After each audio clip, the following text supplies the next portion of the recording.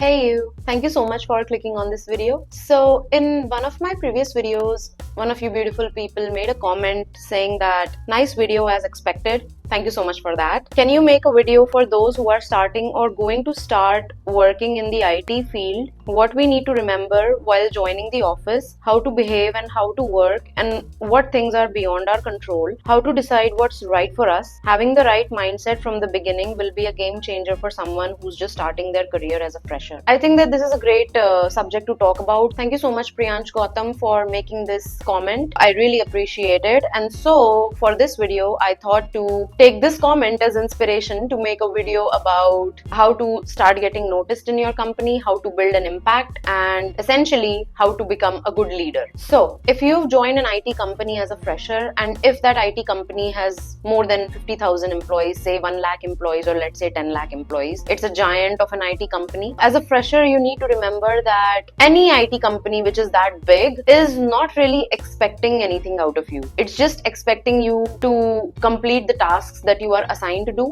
and nothing more than that. It's not expecting anything beyond that. And so it's entirely up to you how you choose to be in an IT company, whether you choose to be an employee who only gets those tasks done which are just assigned to him or her, or do you choose to be someone who wants to do more than that and wants to contribute more? So it's entirely up to you. I am assuming that if you're a fresher who has joined the IT field, let's say 6 months ago or a year ago, you may not have landed in your dream company just yet. You may as well be figuring things out right now. You may as well be learning about the IT field and how companies are and how the work culture is really like. And since it's all very new for you, it's very understandable that you may not have landed your dream company just yet, and because of which you may not be as willing to contribute to the growth of a company, right? It's completely fine, by the way. It happens with many freshers. It used to happen with me too. Like I mentioned in my previous video, when I joined as a fresher in an IT company, I wasn't really that passionate about my work. I wasn't really thinking in terms of company growth and how can I contribute more and stuff like that. It was none of that. I just used to show up at work and just get the tasks done that were assigned to me. That was all it was in the beginning for me as well. I was very new and I just chose to be very laid back and very go with the flow kind of person, which would bring me to my first point. If you're someone who is not that laid back kind of person, if you're someone who wants to excel from the beginning itself, you need to be willing to take risks and you need to be willing to learn new things. As a fresher, that really gets the limelight, the attention on you. If you're someone who is willing to learn more about the company, willing to learn how a company works, willing to learn new things, willing to collaborate with other teams when it comes to collaborative tasks, if you're willing to do all of that, that gets you noticed very quickly, especially in an IT giant. So my first point would be to be willing to learn new things, be willing to collaborate with different teams, and also be willing to take risks. I use the term risks because as a fresher, especially when we don't know much, everything new feels risky to do. It feels as if we may make a mistake and that may cost us our reputation or that may even cost us our job. That is why I use the terminology risk. But it's not really as risky as you think. When you're a fresher, there are people around who are experienced, who are willing to work with you, who are willing to help you, especially when you're about to do something new, which is out of your scope of responsibility. So I would say when you're taking a risk, for that matter, when you're doing something new, be willing to take help from your peers, from your seniors, so that you are not bound to make any big mistakes which may cost you your reputation. Now, once you start working out of your scope of responsibilities and once you start contributing more, collaborating more, it is very natural for a company or for your immediate management to start expecting more out of you because you're doing more than what you should do. And in that regard, I have also observed that some companies start exploiting that trait of an employee and start overburdening that employee with more and more work, which is not ideal. I would say, but it is what it is. It is the work culture of an IT field. And so to solve that problem, I would say set very clear boundaries. Now, if we're freshers, it may be very difficult for us to set healthy boundaries because we are in the learning process ourselves, and sometimes we just don't know how to set boundaries and how to say no. It's very hard for us to say no, especially if we're freshers, which is completely okay, by the way. But this is something that is very important for you to learn, especially if you're someone who is beginning to shine in your company. And so I would suggest take your time to learn to say no, take your time to learn to set boundaries, but do set them. One very good way of setting boundaries is being honest firstly with yourself, and then being honest with your immediate manager or your immediate team lead. Whenever you start feeling burnt out because of being overworked, don't be afraid to recognize that first of all within yourself, and then don't be afraid to communicate that to your managers. If you're someone who struggles with saying no, an alternative for you would be to communicate how burnt out you're feeling with your manager and asking your manager for solutions to that feeling of being burnt out. That way you are saying no to work in a way, but then not really. And so that's a diplomatic way of saying no to work, especially when you're feeling burnt out or especially when you're feeling overworked. So yeah, point number 2 would be set healthy boundaries. Now, let's talk about point number 3. And point number 3 that comes to my mind is choosing your mentors, but choosing them carefully. When I was young and when I just started working, I had that kind of arrogance in me where I would not really look up to a senior or look up to another professional. I was just naive, I think. I was just very hot-headed. And if you're someone who is like that and who doesn't like to look up to a senior to learn more, it's okay. There's nothing wrong with being that way. But trust me, it doesn't contribute to your growth. And this is coming from a person who used to be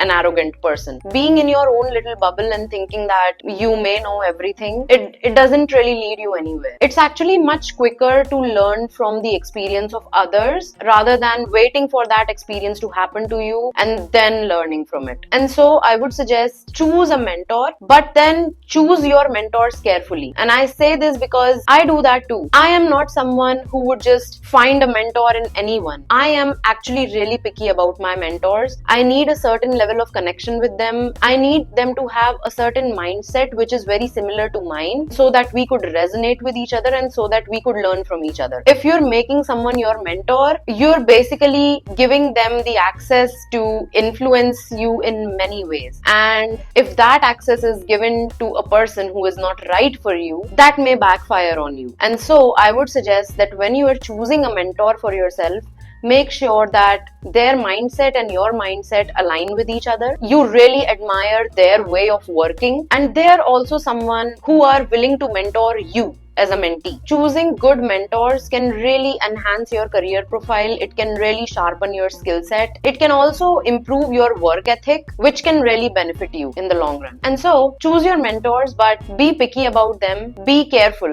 while choosing a good mentor. Okay, coming on to the 4th point. And the 4th point would be foster a mind of collective growth rather than your own personal growth. And when I say collective growth, I mean the growth of your team, the growth of your department, the growth of your company, rather than focusing on just your own personal growth. As freshers, it is very natural for us to be greedy with our time, to be greedy with our growth, which is completely okay, by the way. I was like that too. I used to focus only on myself and my own personal growth and my own salary hikes and how do I start getting noticed in the company and stuff like that. It's very natural for a fresher. We are all young. We are all learning. It's okay to be that way. But somewhere down the line, I realized that it's not just about me. And if I keep this mindset of me, myself, and I in the long run, it's not going to take me anywhere. Really. It's just going to make me seem as if I am an arrogant one who likes to hog all the credit. And trust me, nobody really wants to collaborate with that kind of person. And so, if you have this mindset of me, myself, and I, where you are focusing on your own personal growth, your own salary hikes, getting the limelight all on you, it's okay to be that way initially. But then, once you start progressing, you need to make sure that you ditch this mindset because it is not a growth mindset. I have observed that the good managers and the good leaders that I have worked with, they never focus on themselves. They always focus on how to build and grow their team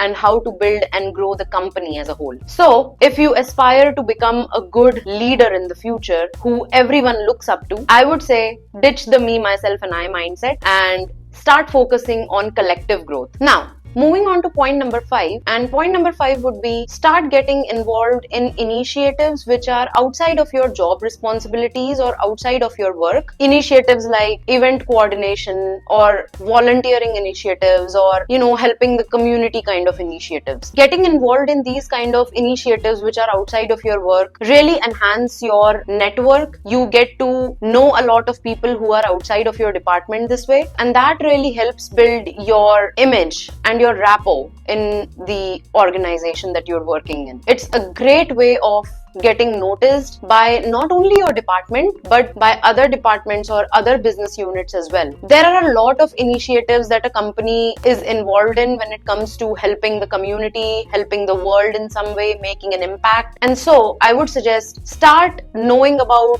these initiatives that your company is involved in and start getting yourself involved in these initiatives. When you start supporting your company in worldwide initiatives, especially when it comes to helping the community, the top management in the company really appreciates that about an employee. Your company would really thank you for it. And so I would suggest, apart from your job responsibilities, make time to get involved in these kind of initiatives as well, because it's a great way to start getting noticed, build a network and build your rapport in the company. Now, I know that all the information that I shared is a lot of information. It's a lot for anyone to do, especially when they're freshers. And so take small steps, do one thing at a time. You don't have to do everything all at once. Having said that, once you start putting in all these efforts, don't expect your company to notice you right there and then. It takes time, especially in IT giants which have a lot of employees. It takes a lot of time to build that network, to build that rapport, to